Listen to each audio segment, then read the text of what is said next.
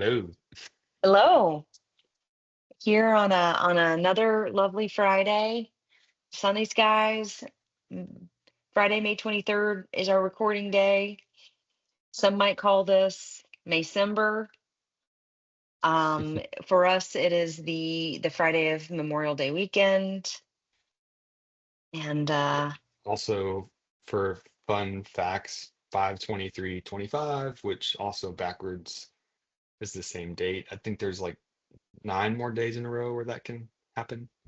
the I palindrome don't know, is it's a palindrome, right? I don't know that, but that sounds Five official. twenty three 25. 5/23/25. Yeah. Kind of cool. Who thinks of stuff like that? I'm always amazed at how people recognize or identify and then make memes or put it out on like the Google homepage or whatever. So anyway, Yeah, adds a little bit more spice to the day. fair. So we're going to talk about, share what we're going to talk about today. Yeah, so in light of it being, a holiday weekend where most government offices are closed on Monday, I know that Memorial Day and Labor Day are 2 days very specifically that I am not in the office.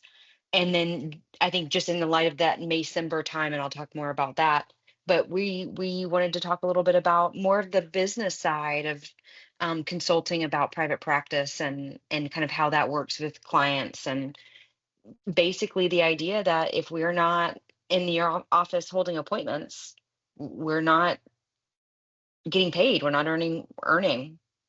And that's not just like earning in your grind, but it's like if we're not working, we're not earning. And that's, I think, a really challenging dynamic for folks in private practice to make friends with, to get comfortable with, to be Yeah. able to take care of themselves and be well in this gig. Yeah, and even just personally, like maybe with holidays, Memorial Day, July 4th, or Hmm. Thanksgiving, or those are in my brain easier to take off. Where when I'm feeling kind of ill or sick and I need to take off for that, that's also where maybe you know, there's a distinction there. But maybe we can Such talk an a little bit about interesting that. point. Yeah. That you may not be feeling well, but yet it's okay, maybe because it's more socially informed or socially inclined. It's okay that you're not working on Monday, Memorial Day Monday. Mhm. What All, traps we put ourselves in? yeah. Well, I mean, I don't know if you experienced this, but I know that if my schedule was open on Monday, it would be filled, especially for people who are off and they're like, oh, I could go to therapy today. So I Hmm. think, we should talk a little bit about why it's important to also take that time off, even Let's though you're start not there. getting paid. Yeah, Let's start there. love it. Well, maybe we can talk about just even the ethics around why it's important to take time off and, Hmm. you know, I know that it's a part of preventing burnout, and um, I mean, that's the first thing that comes to mind for me is like the preventing burnout of it. I just Hmm. took some days off this past week just for a little staycation, and I noticed this week in therapy just feeling a little bit more, centered and in the zone, Hmm. and I do credit that break as being part of that. Hmm. You're good at that. It seems like you have even almost a schedule of time that you take off on, whether you're going somewhere. I know that you take a trip in October-ish every year, but it does seem like you do a pretty good job at scheduling some time off for yourself throughout the year. What is your strategy around that? Well, I'm smiling because I'm gonna volley that to you. Actually, I've adopted the strategy that you shared once around trying to take a week off or so every quarter of the Hmm. year.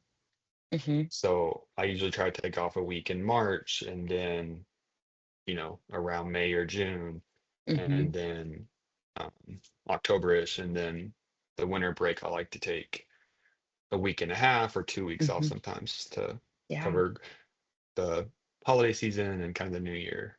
So Hmm. about every quarter is my kind of Hmm. goal for an extended time. Absolutely. That's awesome. It began for me of like I'm looking to the side over here because it's my fridge, and on my fridge I have a lot of Polaroids that I put up of like meaningful moments throughout my year. And that brings me so much joy, especially when I start to feel bogged down, because I'm remembering, oh my gosh, like, oh, that was when we went to that concert, or that was when we went and visited so and so, or so it just reminds me that even though I might be bogged down in a moment, there have been times that I have prioritized for myself to have experiences or connection time or just to be around something beautiful. So, or outside or something like that. So that relates a lot. I definitely like to think about having that something quarterly to look forward to. Um, Oftentimes I want for that to involve a plane going far, far away from here.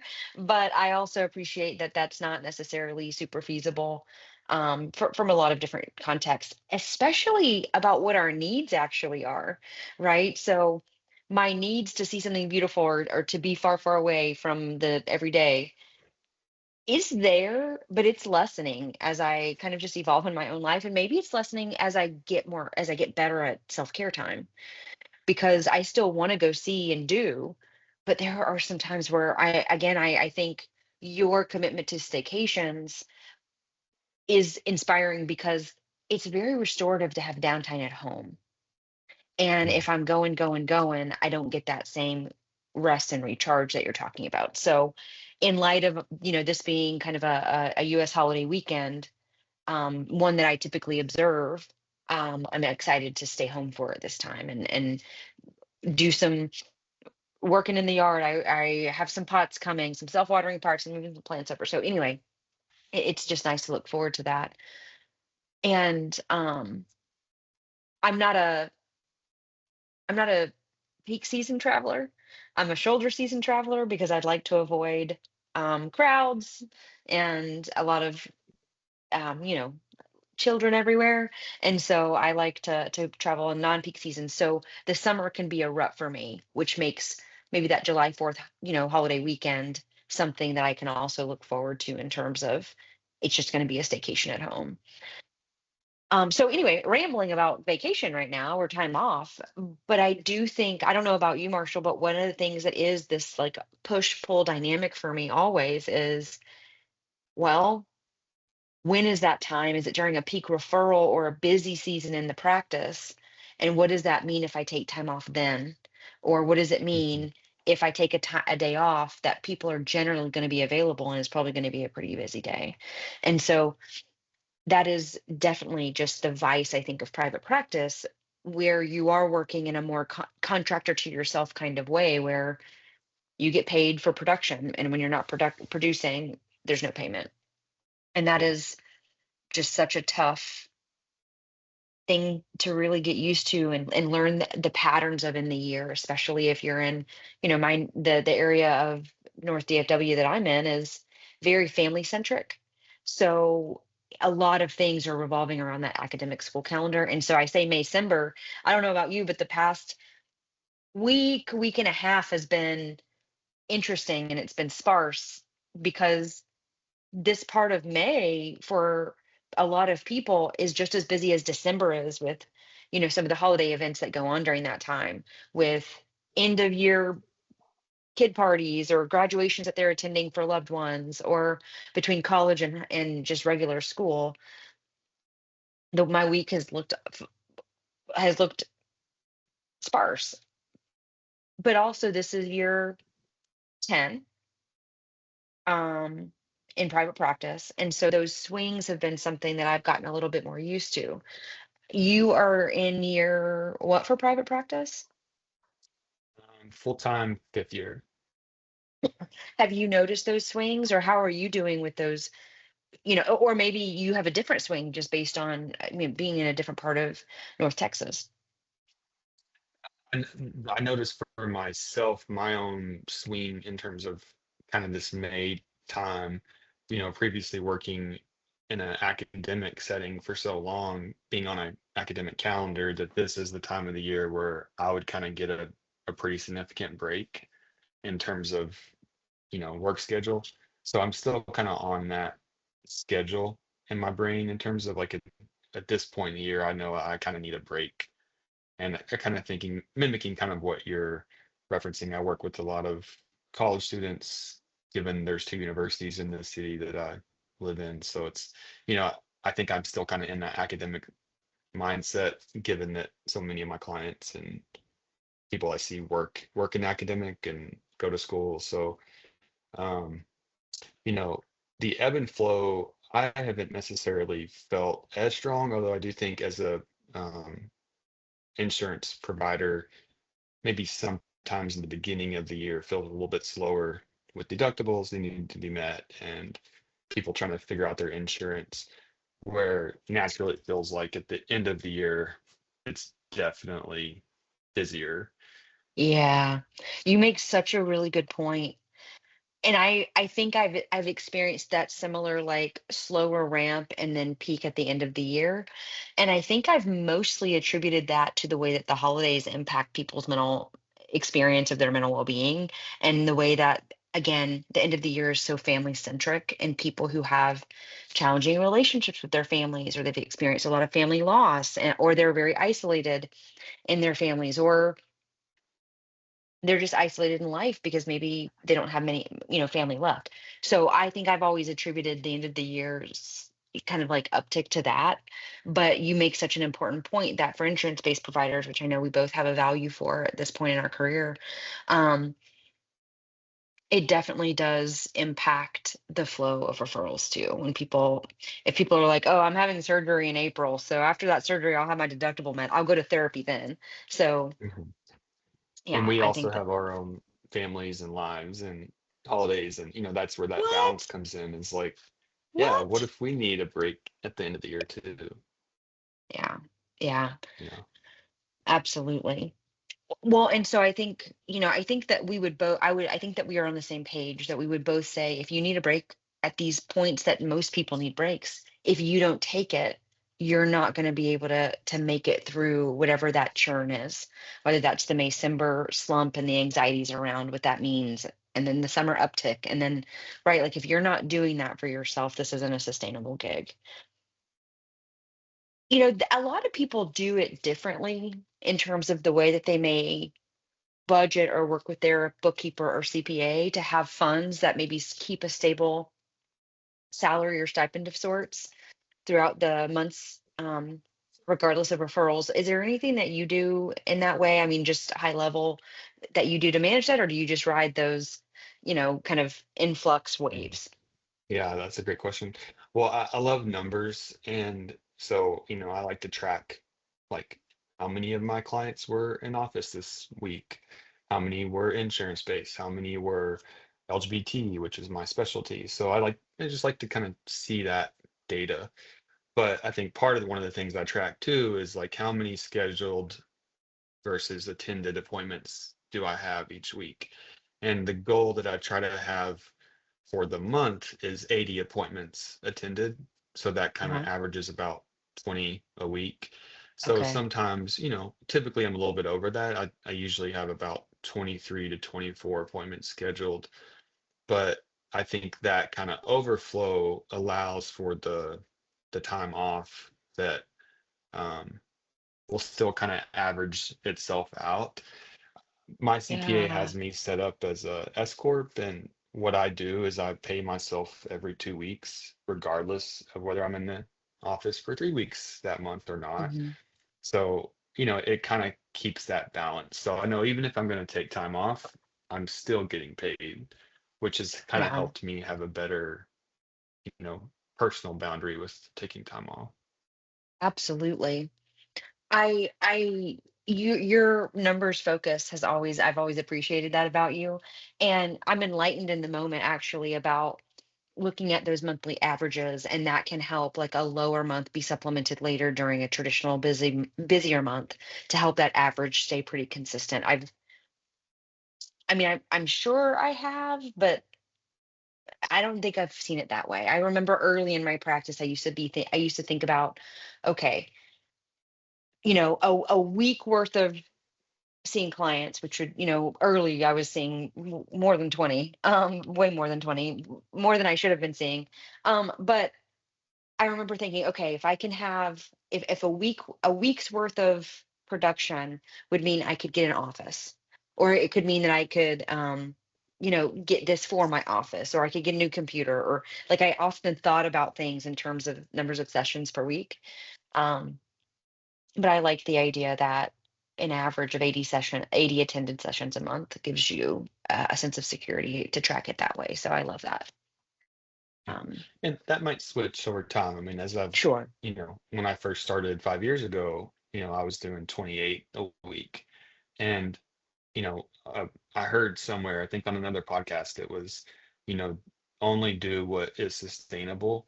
And that kind of stuck with me. And, I've gradually reduced and reduced. So I try to, aim about 20 at this time in my practice, but it Hmm. may be 17 or 15 in the future. Yeah, totally.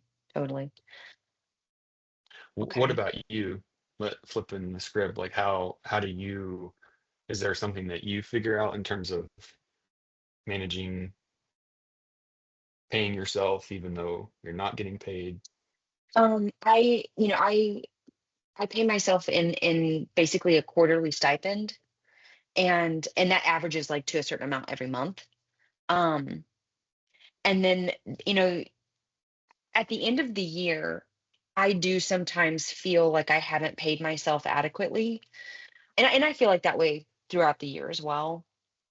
But that's a conversation that my bookkeeper is probably gonna at some point like yell at me that we keep having of like, hold on, I feel like I'm not paying myself adequately. And then we look at some other ways that being a business owner benefits, right? We look at some investments that I make. We look at um that we look at the way that the practice may be a source of writing off certain things that all within good tax structure. Don't worry, interwebs, right? But the way that that kind of benefits the way that we're able to subsidize certain services from our home office to my office, right? So there are some benefits there that may not be direct pay to the bank account, but that are kind of the fringe benefits that can be associated with being a business owner. Um, we look at we look at income at the end of the year in a bigger way like that. So, an example would be if I write off, a third of my internet at home based on what I use whenever I work from home. Well, that's a monetary value. Let's say it's $20 every month. That's 20 times 12 is what, $240. And while that's not a lot in a year's time, there may be other things that we're able to do something similar on. I So those are the wonder, ways that that my income looks different, but when all added together, 240 added to my quarterly stipend, added to, the investments that the practice makes and some of those other things, comes yeah, to a salary that feels more equitable. to hear that you pay yourself every quarter, that sounds like, oof, that would be rough as you're nearing the end of that quarter. I don't know if that's, I'm just trying to imagine having Yeah, good boundaries with that. sure. So, that's the way that I've always done it. And the worst thing I can hear from someone else or say to myself is, so that's just the way I do it now from a status quo perspective. But and that may change, especially, it may very well change. What I will say is, it helps from a cash flow perspective, right? Like at the beginning of the year, there are all kinds of expenses, insurance, rent related things, and license maintenance. There are just so many bills, that big tax bills that come out at the beginning of the year that make a cash flow sort of something that has to be managed. And that's another thing that I sort of think I have to deal with from a group practice standpoint is that I need to make sure that the cash flow is present to be able to pay my clinicians, right? And so that's been one way to manage cash flow. But I will say that a quarterly payment is a big lump sum that does sort of sucker punch me every time. Yeah. So I'm sure that there could be a way to stabilize cash flow and paying myself differently, but that's just the way that I've chosen to do it for now. But I'm always open to change. And right now, the CPA and the bookkeeper, there's no feedback to make any shifts. But that's also from a place of the way that we live our life. I am committed to making sure that my salary is sustainable and able to support me should anything bad happen in my life. But I also, I live conservatively, and I value saving over spending in the present from a desire to have a retirement that feels limitless, if you will. Limitless is a little grandiose, but that feels healthy, that will allow me to travel or go see family, or you know get an Airbnb for a couple weeks somewhere, even if it's just to see a new scene. So those are some of the ways that we choose to live now to be able to live later, if that makes sense. And that's something that everybody gets to choose for themselves. I don't think that there's one thing that's better or worse there, but my house is not very big. I don't have like brand new we don't have brand new cars, and some people value those kinds of possessions differently, and that's just not where I land. So a Yeah. quarterly payment won't set me back from a personal standpoint in that way, based on how we manage our personal cash flow. Mm. I mean, I hear it really works for you too, Hmm. Hmm.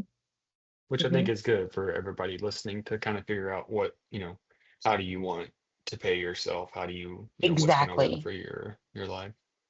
It's so interesting too, because I think folks who are coming from an agency where maybe they get paid on a monthly basis. I know working for a university, I was paid monthly. I think and so quarterly doesn't seem too far away from that when you think about the way you budget that over, the 3 months, in the same Mm. way that getting paid monthly at an agency from an organization means that that's something that you have to manage throughout those 4 weeks. So I think also, because have never been somebody who's been paid weekly. Even graduate school stipends were paid monthly. And so since I've never been somebody who's been paid weekly or biweekly, it feels more natural that way. I wonder, maybe we can talk a little bit about how do you know when you need to take time off, even if you know you're not going to Mm. get paid. Right, because people might say, well, I don't have my 80 sessions this month, or I don't Hmm. have an X, Y, and Z production that justifies me being able to take off, which is a very um, risky attitude. Yeah. Well, I think just generally too, like, I kind of put that question out there, but I'm also thinking about when you start to have compassion fatigue, or, maybe feeling like, you know, your clients need to change to show that you're a good therapist. That could be Mm-hmm. an indication of burnout or getting close to Mm-hmm. that. And, I Mm-hmm. think what I think about too is if I'm proactive about taking time off, that maybe prevents me getting closer to that burnout place where a day or two off is not going to help me recover from that burnout. It's just going to put a little dent in it. Right. Right. I think I went off on a tangent about maybe the way I live my life or the way I pay myself, but I think it goes into that, right? I think we're both talking about stabilizing our, monthly or quarterly or weekly or whatever stipend to ourselves. But I think if we're stabilizing that and we're having different ways to measure that, then it means it makes taking off easier. Maybe it's never easy, but it does make it feel less risky, right? Yeah. Not from that kind of paycheck to paycheck kind of standpoint. Um, because I do think that that is something that's part of this field, agency or private practice, where um, the way people may, not always, but I do think the way that some folks can sometimes arrange their budget, it makes them less able feel less able to take time off. And that's really something that I think people could probably spend some time really thinking about whether or not that process works for them. Mhm. um So I kind of talked before I let you answer that question, but I guess how do you know when mm, um, yeah. you're going to take time off? So I know when, in part, based on when I prefer to travel, which is shoulder season anywhere. I don't like to travel during peak season. So that does mean that the summer for me is a little bit of a stretch from a place from like I'm not taking a traditional summer vacation like a lot of people do because that's when people commonly are more able to from a school standpoint or this and that. So when I do it is based on the season and I don't want to go anywhere hotter than where I live. So that also kind of depends on what I do or where I go. But emotionally speaking, which is I know what you're getting at, is that whenever I have for me, am a goer and a doer. And when I feel a gravitational pull to be at home, something ain't right for me, right? That means I'm not spending enough time at home. I'm not getting enough downtime. I need rest and just quiet and stillness. And so even if I'm doing chores or something at home, it's still being at home in my comfy clothes without the need to perform or be on. So whenever I experience a gravitational pull to home, I'm usually probably a little bit that's a flag. It's probably pink. It may be bordering on orange. And so I even think about how I plan how much I do on a weekend. If I'm doing too much on a weekend, I'm not getting that time to kind of recharge on a micro level without taking time off, if that makes any sense. Yeah. So this is something that you and I have talked about, I think, over time that's different from previous agency experiences. Whenever I start hoping that I get a cancellation to be able to do nothing for an hour in my day, that is also that's not a yellow flag, that's an orange flag. That, Mm. um, especially from the conversation of if they don't come, we don't get paid for the most part. So that's a good indicator for me, but those are late indicators, meaning that it's becoming a critical mass. I like, the things that you were talking about, thinking that my client needs to show me that I'm a good therapist. I think that's definitely one that I learned a long time ago about myself. Whenever I'm feeling not to the client, but in my head minimizing of like, it's not that big of a deal. I also know, okay, I need some distance from this because I'm losing my empathic, uh, my empathy. I'm losing my empathy. My empathy is depleted. So that would be a cue for me too. Yeah. Yeah, those are good. What I'm thinking too, like, I think we both kind of do this, but trying to proactively put time out on your schedule, early enough that it's not a Hmm. surprise or a shock to clients too. So I think there's a Hmm. balance there where if I take time off, I'm not gonna be like, oh, you know what, I'm gonna take next Friday off or next Monday off. Like I want Right. to be intentional of thinking about at least a month or two ahead just to give Yeah. clients heads up. But I do think it's a good um, mirroring for clients of seeing like, it's healthy to take time off from your work, including us. Hmm. And one thing Hmm. that you've channeled or you said that I channel is, this allows me to take better care of you. Me Hmm. taking time for myself allows me Hmm. to do a better job. And I really like how you just are very transparent with your clients around that, Hmm. even when you take the time Hmm. off. Most folks are so understanding. There are a handful of folks who feel annoyed or off put or and who are like irritated with me whenever I do. But that's also kind of year 10 in practice that I feel differently able to recognize isn't necessarily anything about what I'm doing. It's really about them and what they're thinking or feeling. So I've gotten a lot better at being able to disengage from other people's emotions about what I'm doing, which I do think can be a barrier to people taking time off. Yeah, definitely.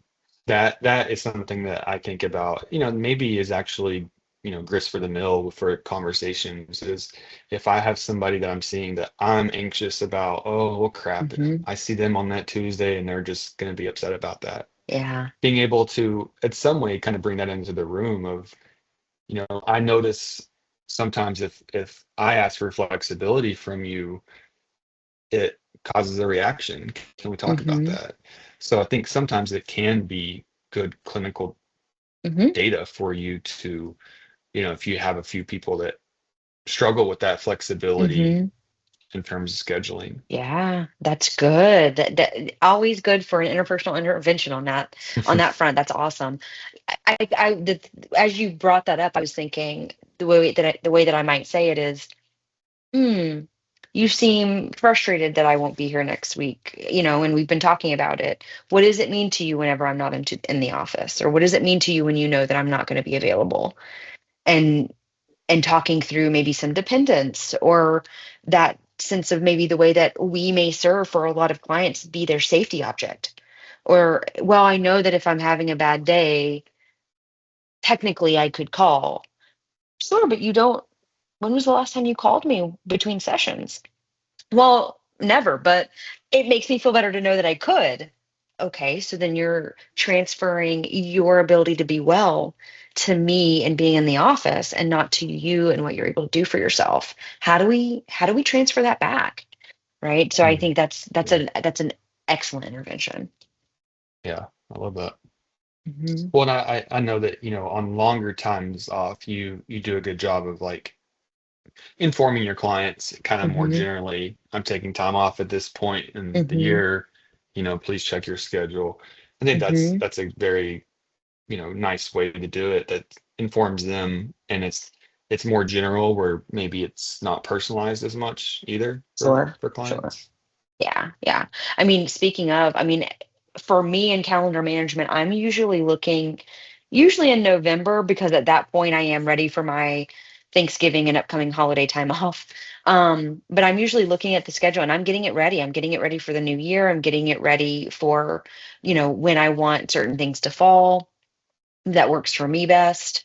For example, making sure certain day, Fridays that I'm not in the office for seeing clients or my administrative days fall on weekends where it's a 4-day weekend for me instead of, working on a Friday and then only having a Monday off. So that's really important to me to work that out.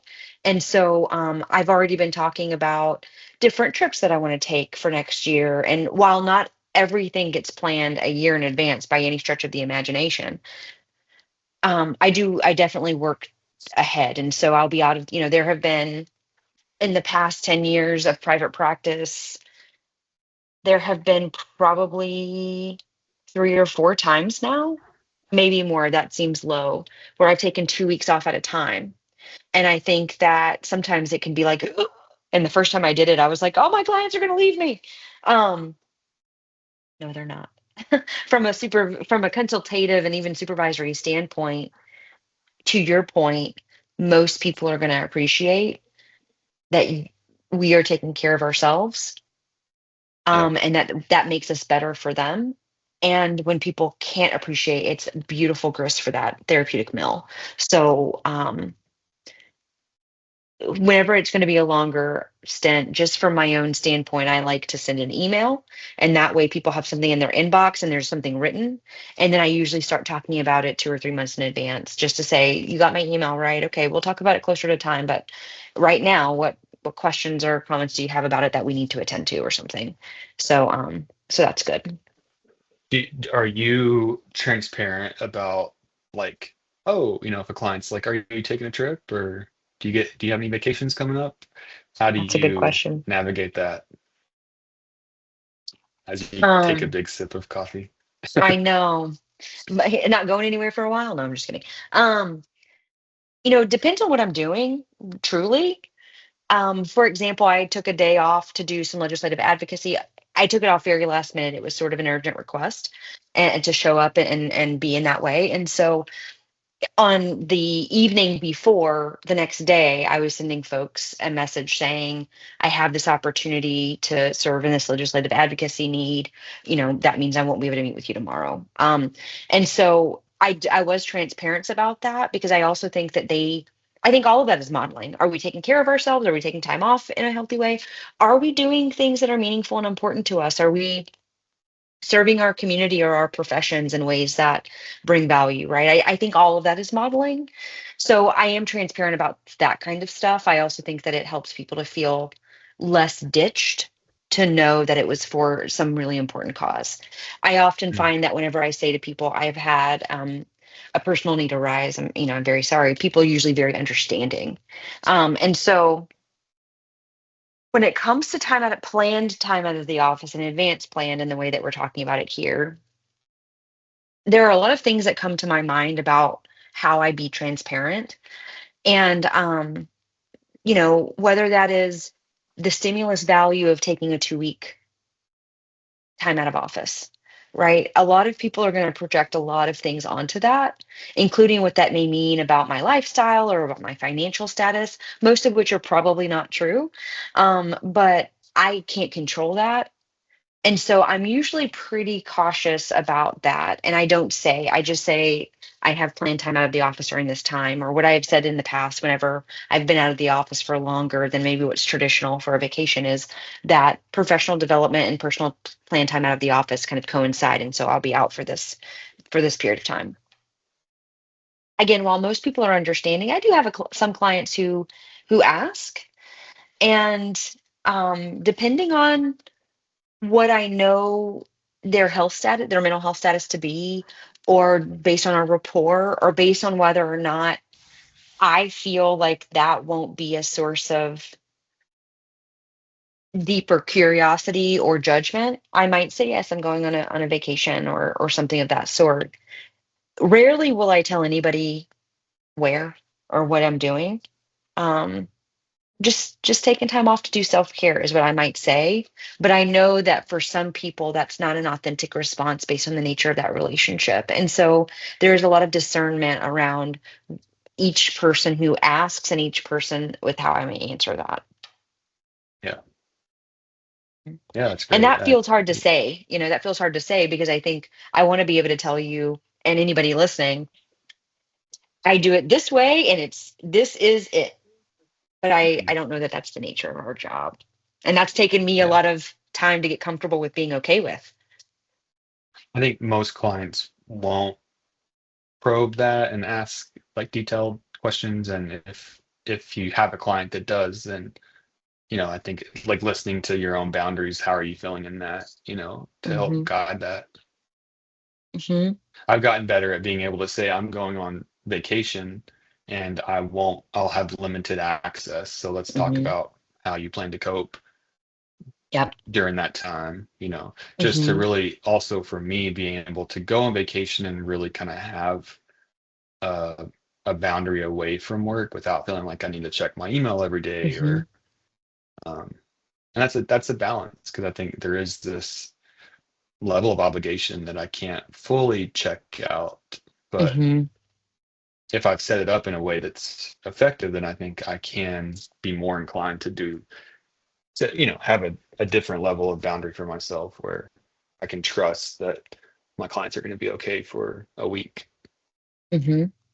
Hmm. One thing we talk about a lot is too, clients are very resilient. People are very resilient. So Hmm. it's also good for you as a therapist not to feel like you are keeping this person together or alive. And if that's the case, then sometimes there's a higher level of care needed, or maybe you're overemphasizing your role in their life, or Absolutely. that can That be plays something to talk about.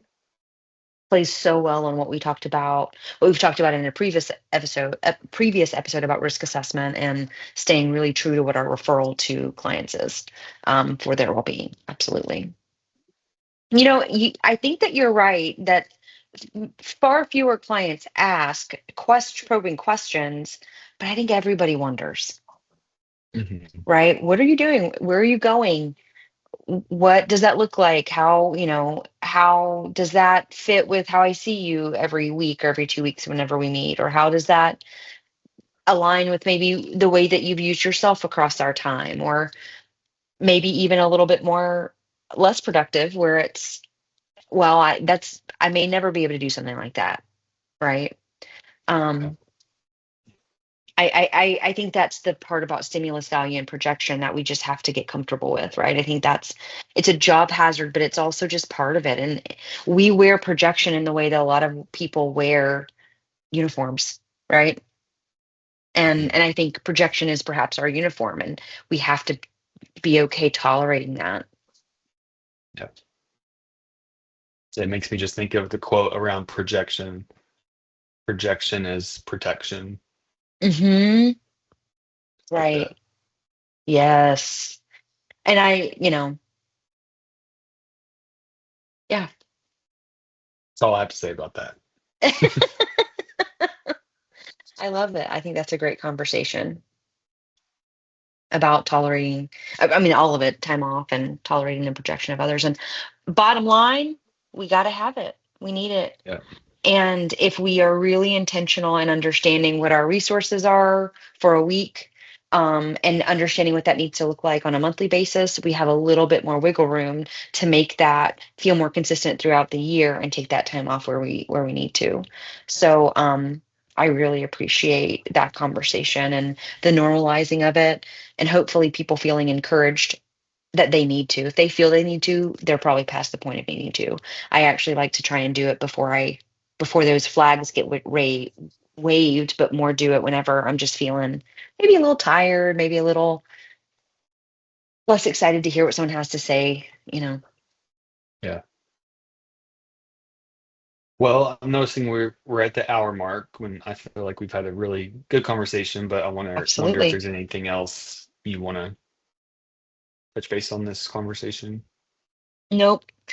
The other one thing that I will say, especially from a private practice standpoint, is as anybody works to get their their CPA and their bookkeeper and understanding what numbers look like, um, is that it all comes out in the wash. It's one of my favorite phrases.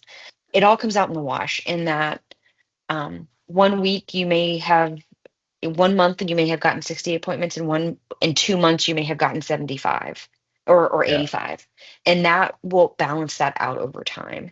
So Okay. it all comes out in the wash, and if you don't do what you need to do to be well, it won't. Yeah.